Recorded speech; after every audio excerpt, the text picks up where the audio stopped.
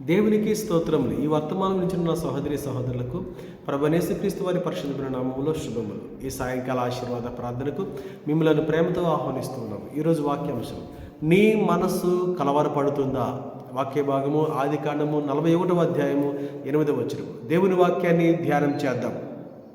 తెల్లవారినప్పుడు అతని మనసు కలవరపడెను కనుక అతడు ఐగుప్తు సగునగాండ్రులందరినీ అక్కడి విద్వాంసులందరినీ పిలువనంపి ఫరో తన కలలను వివరించి వారితో చెప్పాను కానీ ఫరోకు వాటి భావము తెలుపగలవాడెవడనూ లేకపోయేను.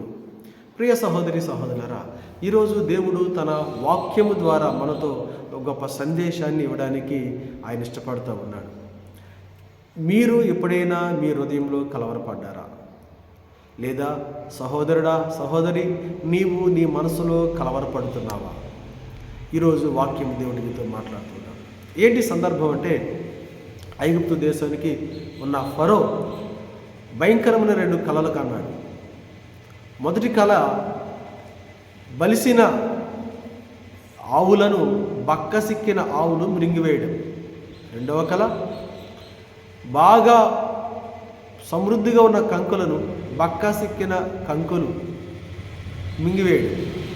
ఈ 2 కళలు తెల్లవారినప్పుడు ఫరో హృదయాన్ని కలవరపరిచాయి.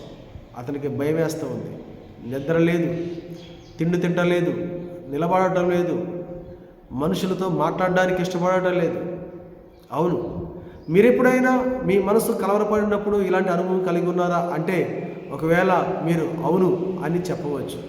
ఆ బాధ ఏంటో మీకు తెలిసింది.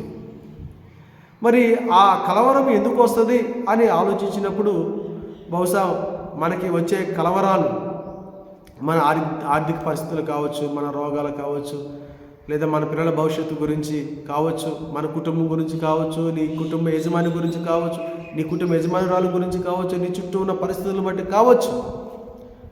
ఏ స్థితి అయినా సరే మరి కలవరానికి గురి చేయవచ్చు. అయితే మరి నీ మనసు కలవరపడుతున్నప్పుడు నువ్వేం చేయాలి అని అంటే, ఈ వాక్య భాగం ద్వారా ఫరో ఎదుర్కొన్న అనుభవం ద్వారా మనం ఒక గుణపాఠాన్ని దేవుడు మనకి నేర్పుతూ ఉన్నాడు. ఏంటి ఆ పాఠ్య భాగము? ఫరో తన మనసు కలవరపడుతున్నప్పుడు తన సొంత దేశంలో ఉన్న ప్రజల దగ్గరికి వెళ్ళాడు. అయితే అక్కడి నుంచి వారి దగ్గర నుంచి సమాధానము పొందుకోలేకపోయాడు.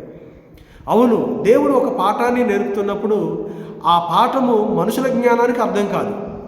దేవుడు ఒక సత్యాన్ని తెలియజేస్తున్నప్పుడు అది మానవ కోణంలో లేదా మానవ జ్ఞానంతో అర్థం చేసుకోవాలంటే అది ఎన్నటికీ అర్థం కాదు.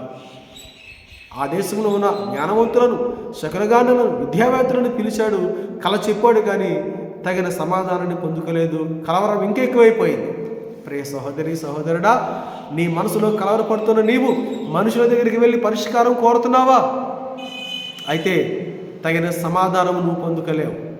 చాలామంది మనలో స్నేహితుల దగ్గరికి వెళ్తారు వారు కలవరం పడుతున్నప్పుడు. మరి సోషల్ మీడియా ద్వారా వారు ఏదైనా సమాధానం దొరుకుతుందని వెతుకుతూ ఉంటారు. బంధువుల దగ్గరికి వెళ్తారు, లేకపోతే ఎక్కడెక్కడో ఆలోచిస్తూ ఉంటారు. నువ్వు ఏ చోటుకి వెళ్ళినా నీవు సరైన సమాధానాన్ని ఫరో వలె పొందుకోలేవు. ఫరో జ్ఞానం దగ్గరికి వెళ్ళాడు, తన కలవరము పోలేదు. శకరగాను దగ్గరికి వెళ్ళాడు, తన కలవరము పోలేదు. మరి నువ్వు ఎవరి దగ్గరికి వెళ్తున్నావు నీ కలవరాన్ని పోగొట్టుకోవడానికి? ఈరోజు దేవుడు నీతో మాట్లాడుతూ ఉన్నాడు. మరి చివరికి మరి జైల్లో బానిసగా ఉన్న యోసేపు దగ్గరికి వెళ్ళాడు. యోసేపు భక్తుడు ఒక మాట చెప్పాడు. ఏంటంటే 41వ అధ్యాయం 16వ వచనము, నీ కలలకు భావము చెప్పే జ్ఞానము నా దగ్గర లేదు, దేవుడే నీ కలలకు భావం చెప్పగలడు.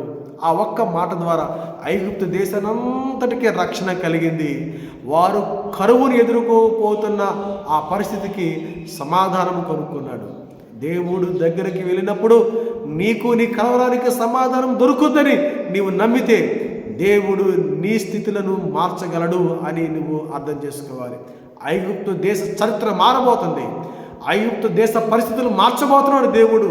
ఎందుకంటే దేవుణ్ణి ఆశ్రయించాడు కనుక ఫరో.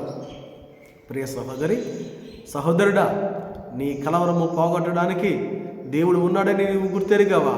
నీవు దేవుని యొద్దకు వెళితే నీ కలవరానికి పరిష్కారం దొరుకుతుందని ఆలోచిస్తున్నావా? అయితే రా ఇప్పుడే. మరి ఫరో దేవుని యొద్దకు వెళ్ళినట్టుగా నీవు ప్రభు యొద్దకు రా. మరి ప్రభు యొద్దకు వచ్చి మనం ఏం చేయాలి?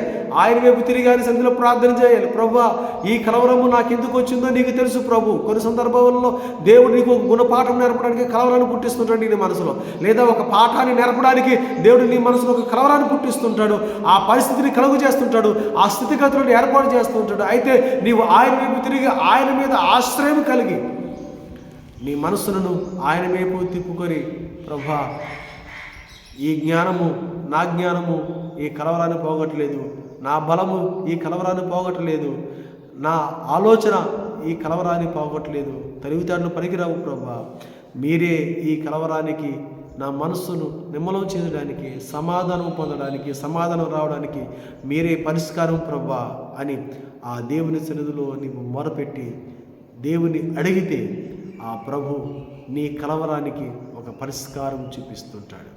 ఆమేన్. ప్రియ సహోదరి సహోదరుడా, నీవు దేని విషయమే కలవరపడుతూ ఉన్నావు?